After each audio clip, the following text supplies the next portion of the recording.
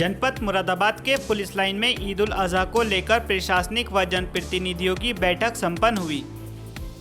Police line में ईद उल अजहा का त्यौहार शांतिपूर्वक मनाने की अधिकारियों द्वारा जनता से की गई अपील।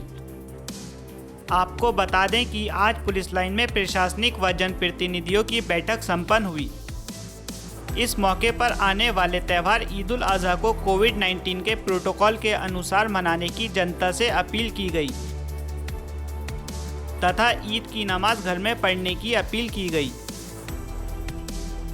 और इस मौके पर कावड़ यात्रा पर भी चर्चा की गई।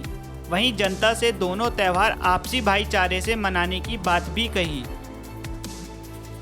ईद उल अजहा के मौके पर नगर निगम, जल विभाग व विद्युत विभाग को त्यौहार में जनता के अनुकूल व्यवस्थाएं प्रदान करने के डीएम द्वारा आदेश भी दिए गए।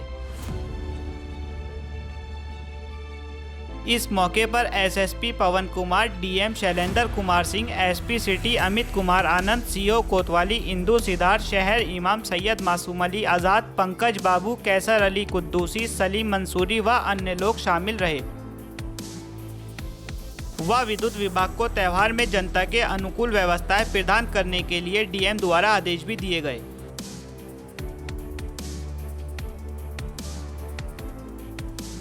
ईद पे चल रही है, बकरा ईद पे और कावड़ पे। तो जैसे आदरणीय योगी जी महाराज, हमारी उत्तर प्रदेश सरकार का आदेश होगा, जो कावड़ की गाइडलाइन आएगी उसी का हम लोग पालन करेंगे। अभी हमारी कल कोतवाली क्षेत्र में कोतवाल साहब और सीओ साहब के साथ में मीटिंग हुई थी और हमने सभी ने विचार रखे जैसे हमारे जिला प्रशासन का आदेश होगा उसका पालन किया जाएगा।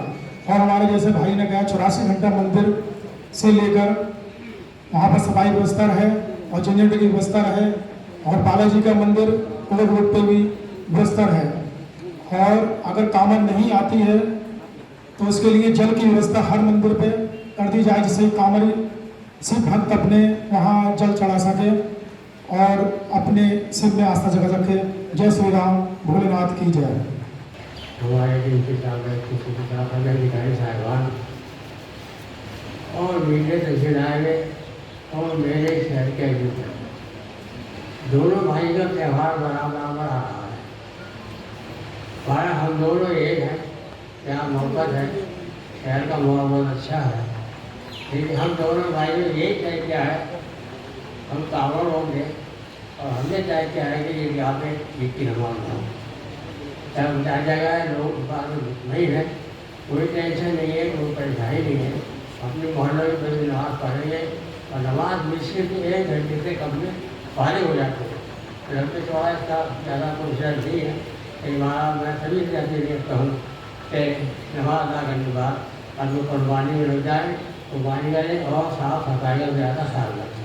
मैं कहती निगम से जो भी कहा गया है वो हर साल का शहर में नाम होता है, अब तो भी नाम होगा और भोज वगैरह में डाले जाएंगे, लेकिन हम खुद ही करें और मीट को ले जाने के लिए खत्तर में ही जाए, उसको खोलने ले जाए ताकि धूल और कीड़ा बैठे ज़्यादा हमारे साफ सफाई आती है।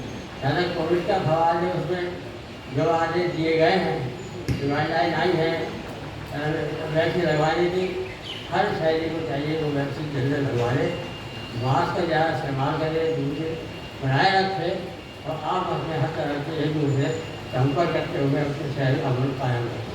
हमारा हम हिंदुस्तानी है, हमारा शहर है, हमारा प्रशासन है, चादर है, जो भी गाइडलाइन हम आती रहती है, साधु जरिए मान रहता है, हम उसका पूरी अमल कराएंगे और करेंगे और उसका बहुत सीखेंगे।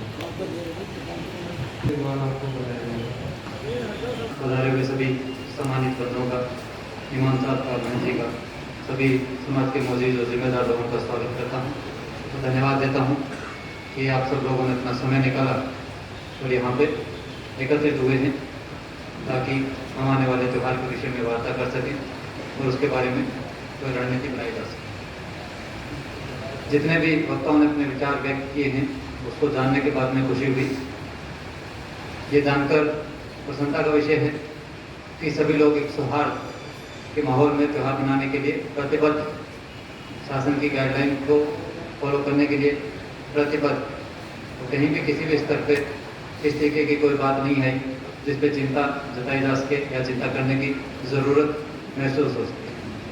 ये सब समाज के जिम्मेदार लोगों के आपसी सौहार्द की वजह से और उनके अपने अपने जिम्मेदारियां निभाने की अपनी जो प्रतिज्ञा है उसकी वजह से ऐसा संभव हो सकता है, जिसको जानकर बहुत ही खुशी की बात है। साथ ही मैं ये कहना चाहूँगा कि ऐसा जब भी कोई मौका आता है, समाज के जिम्मेदार लोग जब इकट्ठे होते हैं, कोई भी त्यौहार आता है, तो ज़्यादातर लोग जिम्मेदार लोग ये चाहते हैं कि ये खुशी से सब कुछ सकुशल संपन्न हो जाए।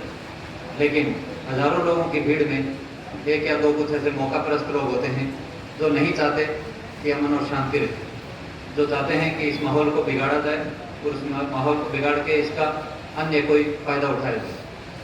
उस तरीके के जो नकारात्मक शक्तियाँ हैं उनको रोकने की जिम्मेदारी भी हम ही लोगों पर, समाज के जिम्मेदार लोगों की, पुलिस की, प्रशासन की, सबकी। खास तौर से इसमें क्या होता है, ऐसे मौकापरस्त लोग जब इस चीज़ का फ़ायदा उठाते हैं तो जो शरीफ लोग हैं वो उनका महत्व समाज में कम होता जाता है और ऐसे ही लोगों का वर्चस्व स्थापित धीरे धीरे होने लगता है, जिसको किसी भी स्तर पे हम सब लोगों को होने नहीं देना है। और हमेशा वर्चस्व है वो जिम्मेदार और शरीफ लोगों का ही समाज पे रहे, पकड़ रहे। दूसरी समस्या इसमें आती है जो अति उत्साही युवा वर्ग रहता है। नए लड़के जो टीनेजर हैं, 15-16 साल से लेकर 20-22-25 साल तक की उम्र के, तो जोश से ज़्यादा काम लेते हैं और होश से कम काम लेते हैं, बुजुर्गों की बात भी नहीं सुनते और उन लोगों में एक होड़ हो जाती है कि ये करेगा तो मैं भी करूँगा।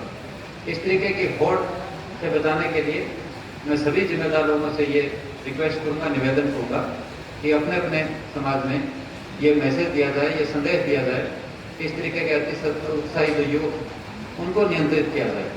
क्योंकि बच्चे होते हैं, नादान होते हैं, जिद होती है, समझ नहीं होती समाज की, अपने आप को साबित करने की होड़ में रहते हैं कि हम बड़े कि तुम बड़े, और उसका अंत जो निकलता है वो सही नहीं निकलता।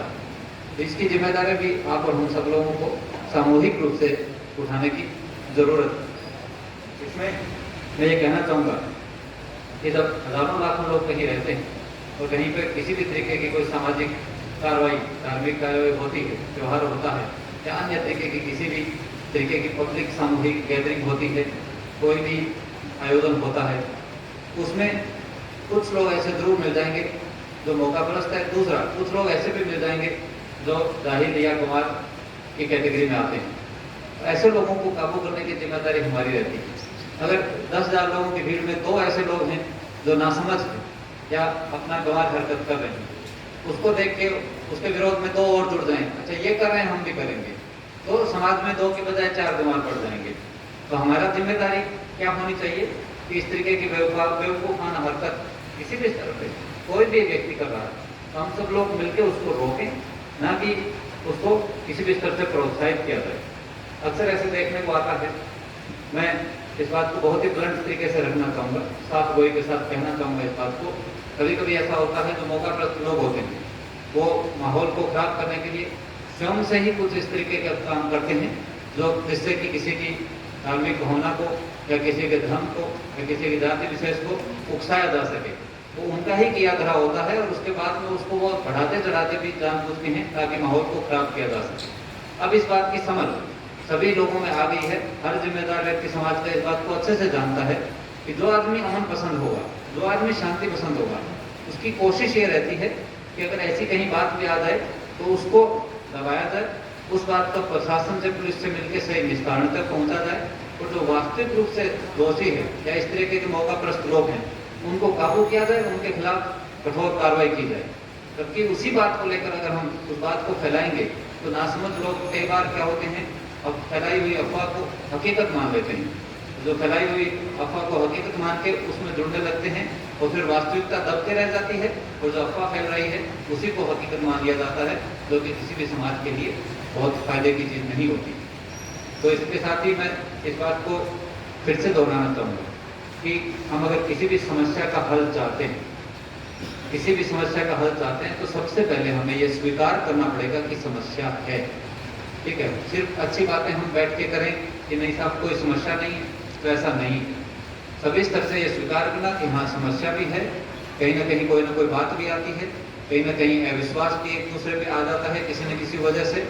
उन सब चीज़ों को ध्यान में रखते हुए ही हमें सकुशल हमारे आयोजनों को, हमारे त्योहारों को और हमारे जितने भी हमारी कार्यवाही हैं उनको पूर्ण करना है और एक दूसरे के सहयोग से करना है।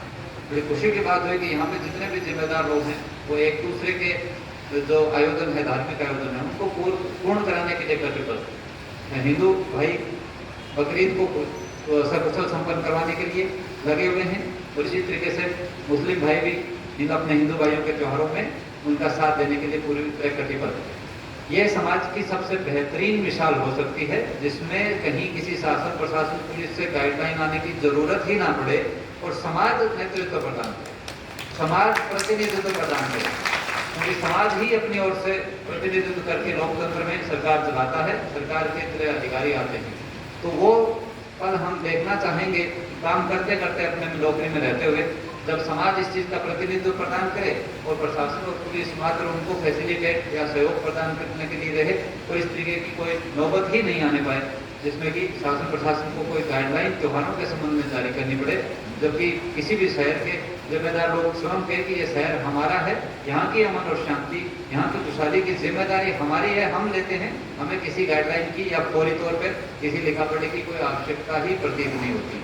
जिस दिन ये पल आ जाएंगे उस पल मानिए इसके बाद हम ये स्वीकार करने को तैयार हो जाएंगे कि हाँ भाई अब कोई समस्या नहीं है और अब पुलिस और प्रशासन सबको मिलकर इस ओर पे बहुत ध्यान देने की जरूरत नहीं है। बजाय इसके जो सफाई व्यवस्था है, बिजली है, पानी है, शिक्षा है, स्वास्थ्य की सुविधाएं हैं, उनकी ओर पूरा ध्यान और पूरे बजट का ध्यान केंद्रित हो सके सरकारों का, वो पल देखना हम सभी लोग चाहेंगे, यहाँ मौजूद है वो सभी लोग, ताकि आने वाली पीढ़ी की बेहतरी हो सके। तो इसमें ये सब बातों के साथ जो गाइडलाइन की मुख्य बातें हैं अभी डीएम साहब भी बताएंगे कि ईदगाह पे नमाज नहीं होनी, ये बात यह है, लेकिन जो कोविड प्रोटोकॉल को पालन करते हुए मोहल्ले में मस्जिदों में जो संख्या है निर्धारित की गई 50, उससे ऊपर नहीं हो सकती। तो आप भी जानते हैं, मैं भी जानता हूँ इस बात को कि हम में से कोई भी इस बात को कंट्रोल नहीं कर सकता। आप भी खड़े रह के एक एक करके नहीं गिन सकते, एक आ गया, दो आ गया, अब भाई रोक लगा। इस वजह से ये बात फैलाना, ये संदेश देना जरूरी है कि कम से कम संख्या में रहे, ज़्यादा से ज़्यादा लोग अपने घरों में करें। यही बात जो कांवड़ नहीं है लेकिन श्रद्धालु मंदिर में आएंगे उसमें भी यही पाबंदी है कि 50 से ज़्यादा की संख्या में नहीं आ सकते। लेकिन किसी आदमी को तो पता नहीं है कि मेरा पड़ोसी जा रहा है कि नहीं जा रहा है, या पड़ोस के मोहल्ले का आदमी जा रहा है कि नहीं जा रहा है। फिर वही बात आती है कि एक साथ इकट्ठे होकर फिर वो सैकड़ों के हज़ारों की भीड़ हो जाए तो हमारा यहाँ बैठना और बात करना, शासन की गाइडलाइन को जारी करना और कोई भी व्यवस्था है उसको वहाँ पे लागू करना बड़ा मुश्किल हो जाता है। वहाँ पे हम सबकी जिम्मेदारी आती है कि हम अपने अपनी जगह पे जहाँ जहाँ इस संदेश को फैलाएं कि इसमें न्यूनतम मिनिमम जितने लोग इस तरीके से भागीदारी कर सकें वही बेहतरी रहेगा। सब लोग अपनी अपनी जगह पर रह के अमन चैन के साथ, खुशहाली के साथ अपने त्योहार को सकुशल मनाएं। दूसरी बात वोट की बात है, जो अभी कहा कि आपको 5 बजे तक है तो निश्चित रहे कि इसमें सारी व्यवस्था रहेगी। अब इसमें भी कई बार क्या होता है, कई बार ये भी हो जाता है ट्रॉली आधा घंटा मान लो लेट हो गई या और बाहर भी रखती, और उसमें कोई जानवर हैं, कुत्ते हैं, कोई और है, एक जगह से दूसरी जगह चले भी गए, तो वहाँ पे हिंदू भाइयों को ये देखने की बात है कि इसके पीछे किसी की गलत इरादा या गलत नियति नहीं है। अब उसको लेकर गलत नियत से जो काम नहीं किया गया उसको लेकर कहीं भी कोई जोश क्रोश से सामने आने की उसकी जरूरत नहीं होती है। समझदारी से उसकी चीज़ का विस्तारण करने की जरूरत होती है। और मुझे पूरी उम्मीद है, जबकि यकीन है कि हम सब लोग मिलके इसको सकुशल संपन्न करवा ले जाएंगे, इसमें कोई दिक्कत नहीं होगी। बाकी शहर आपका है, जिम्मेदार लोग हैं आप लोग, इसमें इतने जिम्मेदार लोग रहेंगे तो हम और डीएम साहब को कहीं जाने की जरूरत नहीं पड़ेगी। पर हम पहले ही जगह जगह घूम के जो भी बताया करते हैं या कहीं सफाई की दिक्कत है उसमें मैं और डीएम साहब एक दौरा करके जॉइंटली उस जगह को देख लेंगे, ताकि समय रहते क्या क्या व्यवस्थाएं की जा सकती है अगले 2 दिन के अंदर उसको दुरुस्त करा दिया जाएगा। मैं इसी के साथ अपनी बात को विराम देना चाहूँगा। एक बार फिर से आप सब लोगों का स्वागत है, एकदम शुक्रिया कि आप सब लोग यहाँ पे आए और अपना कीमती समय दिया और हम लोगों से रूबरू होने का जो ये मौका मिला है, हमारी ओर से भी हमें मौका मिला है 1 महीने के बाद, तो एक वास्ता पड़ा है इस त्यौहार में एक साथ आने का। ये अच्छा माहौल सम्मानित बंधुओं का, ईमान साहब का, बहन जी का, सभी समाज के मौजूद और जिम्मेदार लोगों का स्वागत करता हूँ। तो धन्यवाद देता हूँ कि आप सब लोगों ने अपना समय निकाला और यहाँ पे एकत्रित हुए हैं ताकि हम आने वाले त्यौहार के विषय में वार्ता कर सकें और उसके बारे में कोई रणनीति बनाई जा सके।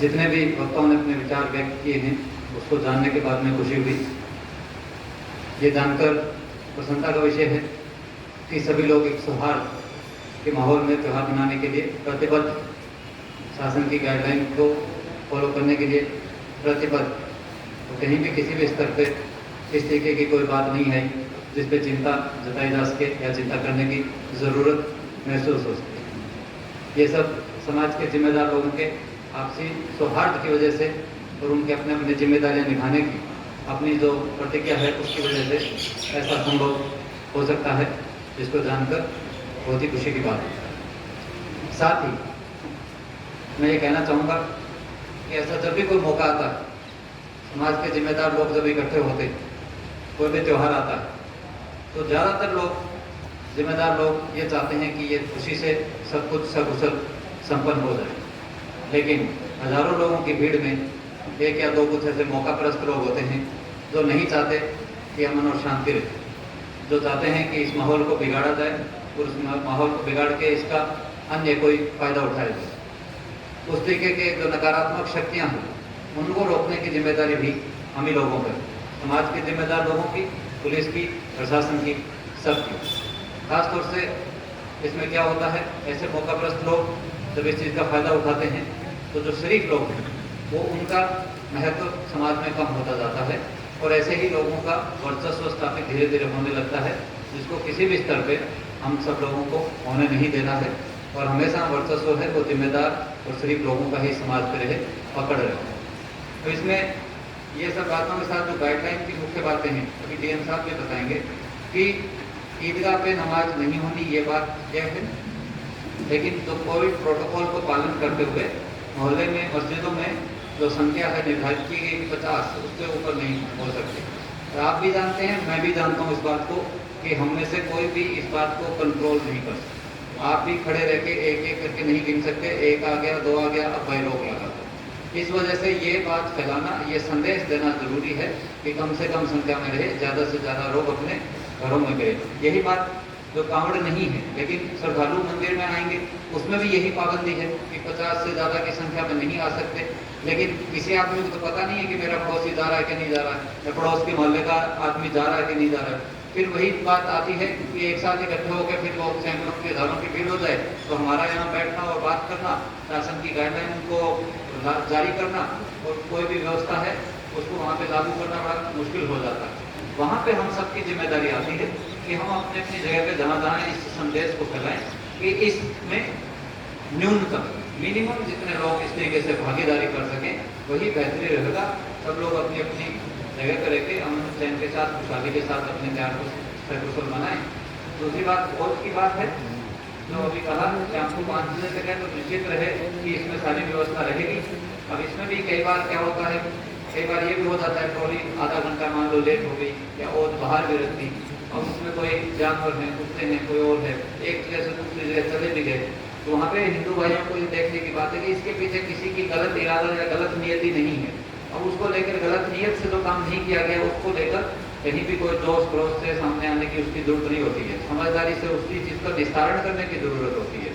और मुझे पूरी उम्मीद है, जबकि यकीन है कि हम सब लोग मिलके इसको सकुशल संपन्न करवा ले जाएंगे, इसमें कोई दिक्कत नहीं होगी। बाकी शहर आपका है, जिम्मेदार लोग हैं आप लोग, इसमें इतने जिम्मेदार लोग रहेंगे तो हम और डीएम साहब को कहीं जाने की जरूरत नहीं पड़ेगी। और हम पहले ही जगह जगह घूम के जो भी बताया करते हैं या कहीं सफाई की दिक्कत है, उसमें मैं और डीएम साहब एक दौरा करके जॉइंटली उस जगह को देख लेंगे, ताकि समय रहते क्या क्या व्यवस्था की जा सकती है अगले 2 दिन के अंदर उसको दुरुस्त करा दिया जाएगा। मैं इसी के साथ अपनी बात को विराम देना चाहूँगा। एक बार फिर से आप सब लोगों का स्वागत है, मतलब शुक्रिया कि आप सब लोग यहाँ पे आए और अपना कीमती समय दिया और हम लोगों से रूबरू होने का जो ये मौका मिला है, हमारी ओर से भी हमें मौका मिला है 1 महीने के बाद, तो एक वास्ता पड़ा है इस त्यौहार में एक साथ आने का। तो ये अच्छा माहौल है, इसके लिए शुक्रिया, धन्यवाद, जय। यहाँ आज उपस्थित इस प्रांगण में उपस्थित वरिष्ठ पुलिस अधीक्षक, हमारे सभी साथी अधिकारी हो, सदर इमाम साहब और यहाँ उपस्थित नगर के सभी गणमान्य रिप्रेजेंटेटिव, आदरणीय महंत जी, हमारे विभिन्न विभागों से यहाँ उपस्थित सम्मानित हमारे अधिकारी हैं। पिछले लगभग 45 मिनट से आप लोगों के बीच हम लोगों ने आपकी बातों को सुना और निश्चित रूप से मैं और वरिष्ठ पुलिस अधीक्षक महोदय यहाँ के लिए नए हैं, लेकिन आप इसी जमीन पर पले बढ़े हैं और आज आपको ये अवसर मिला हुआ है कि आप इस पंडाल में बैठकर अपनी बातें एक दूसरे से शेयर कर पा रहे हैं। तो निश्चित रूप से इस जनपद को आप लोग से बेहतर जानते हैं, इसमें कहीं कोई संशय नहीं है।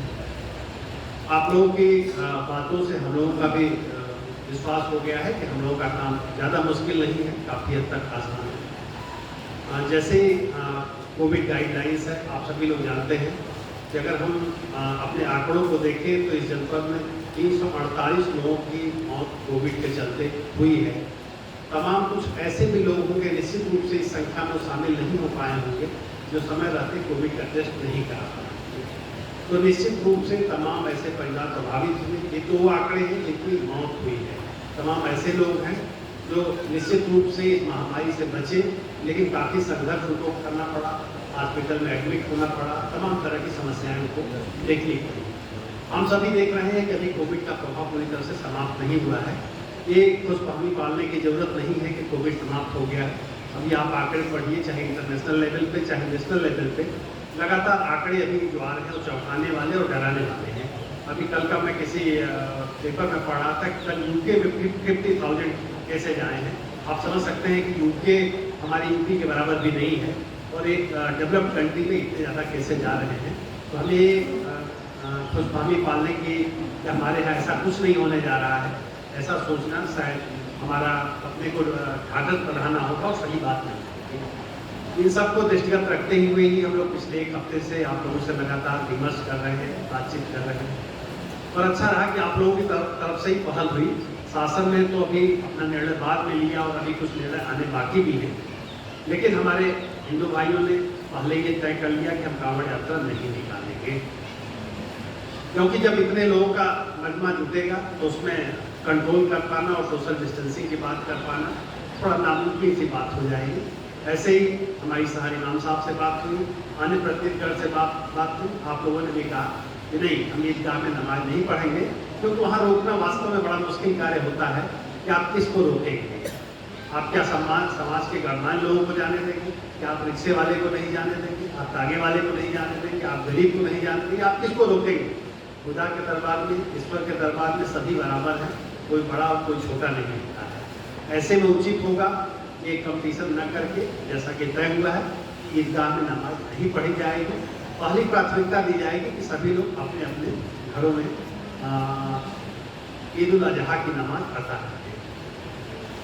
कुछ लोग अपने पास की मस्जिदों में पढ़ सकते हैं, लेकिन जो संख्या बताई गई है 50, उससे अधिक नहीं होनी चाहिए। और इस संबंध में अभी शासन की जो भी आगे भी गाइडलाइंस आएगी, आपको समय रहते समाचार पत्रों के माध्यम से, इलेक्ट्रॉनिक मीडिया के माध्यम से, सोशल मीडिया के माध्यम से आपको जानकारी दी जाएगी। इमाम साहब को भी अलग से अगर कोई जानकारी ऐसी आएगी तो इमाम साहब के माध्यम से भी हम आप लोगों को अवगत कराने की कोशिश करेंगे।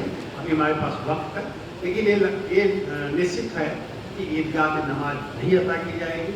हम अपने घरों पे नमाज अदा करेंगे और जहाँ जरूरत होगी पास की मस्जिदों में जाकर करेंगे, लेकिन सोशल डिस्टेंसिंग को ध्यान। ऐसे ही जो कांवड़ यात्रा है, कांवड़ यात्रा विभिन्न संगठनों ने स्वतः वापस ले ली है, तो अब यात्रा की बात नहीं है, लेकिन मंदिर सामान्य तौर से जैसे खुले रहते हैं, मंदिर खुले रहेंगे।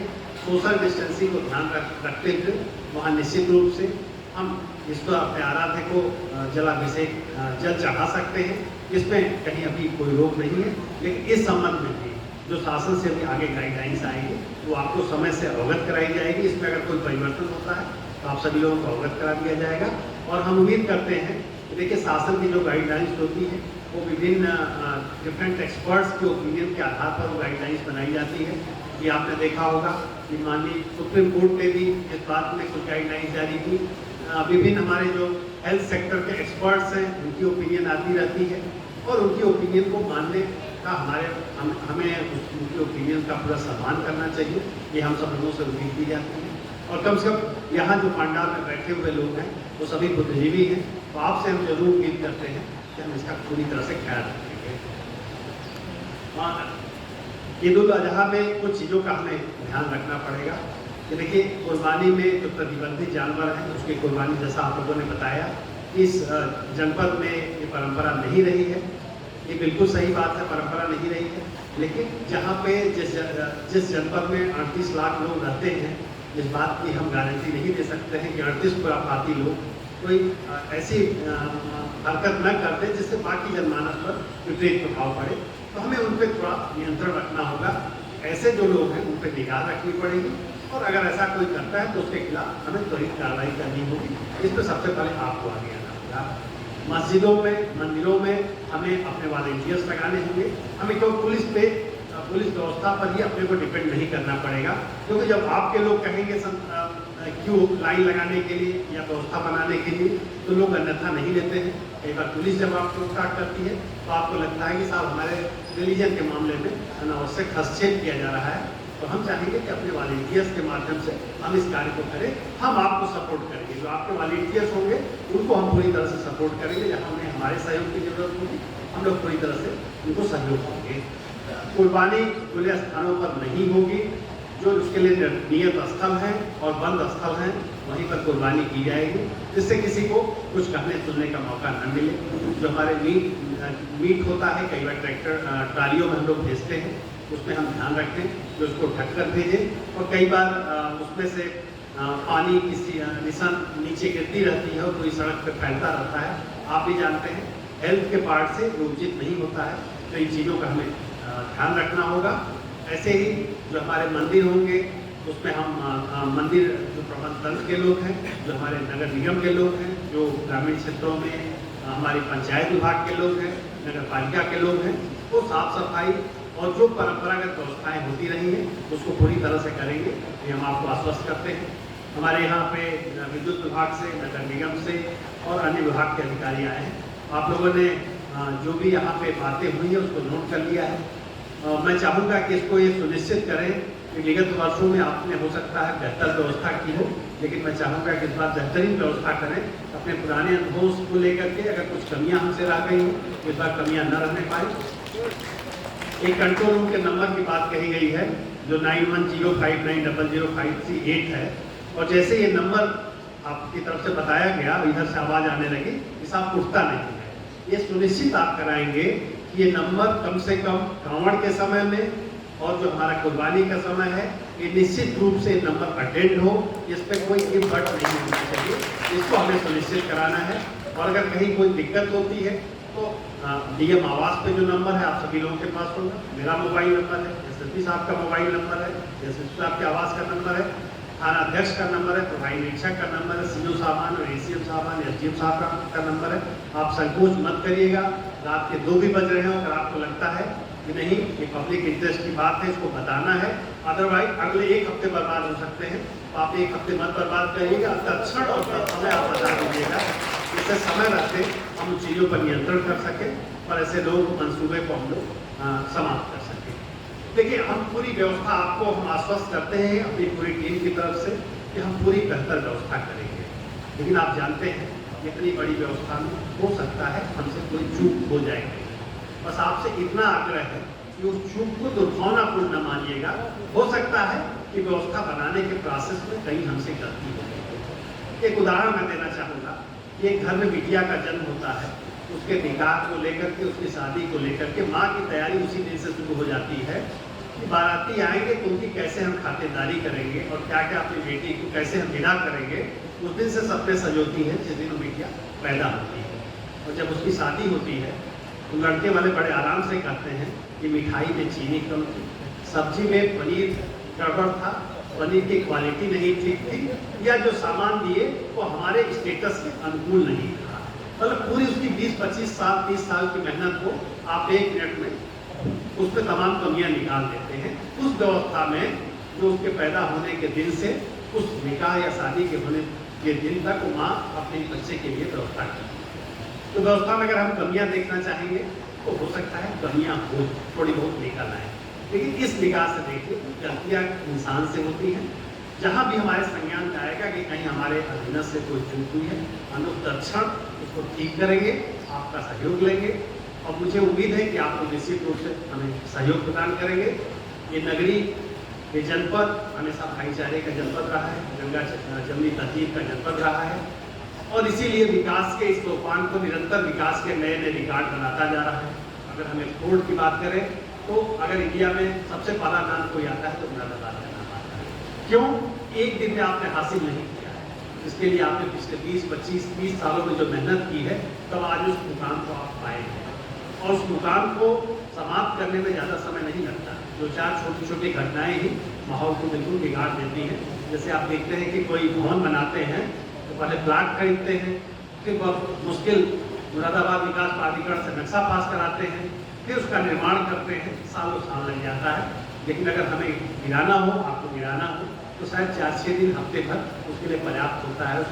पूरी मेहनत से पूरी ज़िंदगी की कमाई लगा कर जिस निर्माण को आप बनाए हो उसको गिराने में 2-4 दिन ही लगेंगे, तो विध्वंस में समय नहीं लगता है।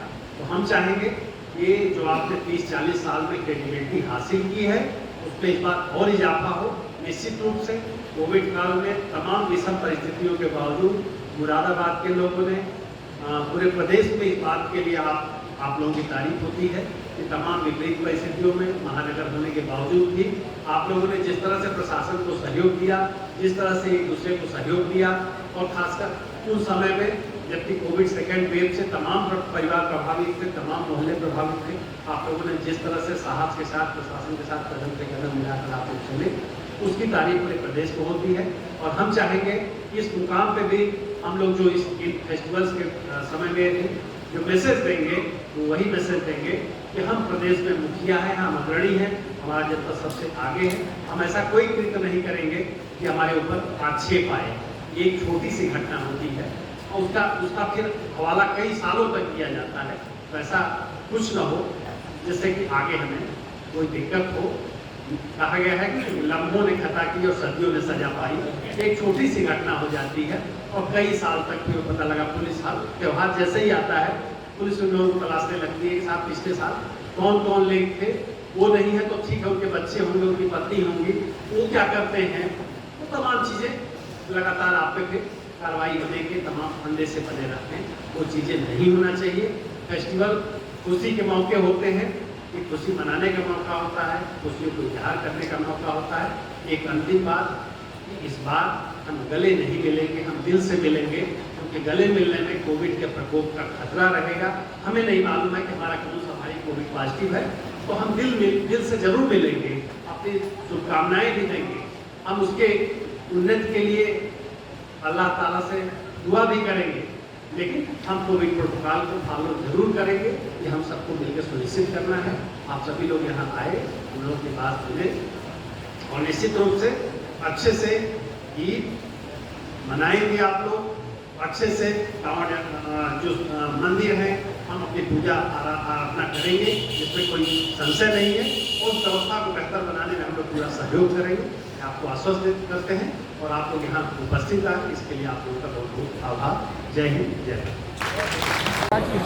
हाँ, देखिए, ईद उल अजहा और कांवड़ यात्रा को लेकर के आज शांति समिति की यहाँ बैठक की गई पुलिस लाइन प्रांगण में, और लगभग समाज के सभी काफ़ी गणमान्य लोग इसमें सम्मिलित हुए, और सभी का ये विचार था कि जो कोविड प्रोटोकॉल है उसका पालन किया जाए, क्योंकि जो दूसरी लहर थी उसमें तमाम लोग इससे प्रभावित हुए। तमाम लोगों को परिवारी जनों को हॉस्पिटलाइज कराने की नौबत आई, कष्ट हुआ। इन सब को देखते हुए सबका ये मत था कि हम लोग कोविड प्रोटोकॉल को फॉलो करेंगे, और इसको दृष्टिगत रखते हुए आज की बैठक में निर्णय लिया गया है कि जो ईद उल अजहा की नमाज़ है वो ईदगाह में नहीं पढ़ी जाएगी। लोग अपने अपने घरों में नमाज़ पढ़ेंगे, या जो घर के पास की मस्जिद है सोशल डिस्टेंसिंग को ध्यान रखते हुए, जो शासन की गाइडलाइंस है उसको ध्यान रखते हुए पास के मस्जिदों में नमाज़ पढ़ सकते हैं। इसके अलावा जो कुर्बानी होगी वो खुले स्थानों पर नहीं की जाएगी। जो मीट है उसको सुरक्षित रूप से ले जाया जाए, ढककर ले जाया जाए, इस बारे में सबको निर्देश दिए गए। जहाँ तक कांवड़ यात्रा की बात है, सभी जो कांवड़ से जुड़े संगठन हैं उन्होंने तय किया है कि इस बार कोविड को देखते हुए कांवड़ यात्रा नहीं निकालेंगे। वो जो मंदिर होंगे उसमें साफ़ सफाई आदि की समुचित व्यवस्था कराई जाएगी, जिससे अगर कोई दर्शन करने आता है भगवान के मंदिरों में तो वहाँ पर उसको समुचित व्यवस्था मिले। उनसे भी अनुरोध किया गया है कि वहाँ पर सोशल डिस्टेंसिंग और कोविड प्रोटोकॉल का निश्चित रूप से पालन किया जाए। और यहाँ सबसे अच्छी बात यह है कि यहाँ जो लोग भी उपस्थित थे सब लोगों ने आश्वस्त किया है कि निश्चित रूप से जो शासन की गाइडलाइंस है उसका 100% पालन किया जाए। ठीक, थैंक यू।